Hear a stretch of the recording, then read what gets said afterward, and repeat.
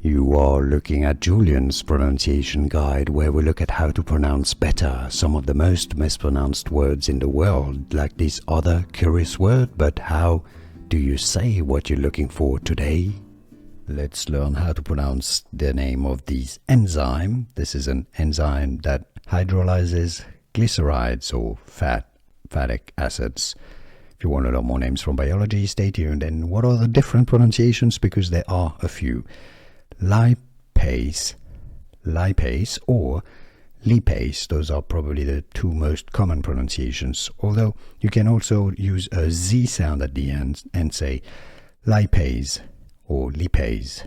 So that gives you at least, if I'm not mistaken, 4 different pronunciations, because it can be li at the beginning and pace or pace. Li, pace, pace. Lipase, lipase. I hope this makes sense. You got 4 different pronunciations, and now you know.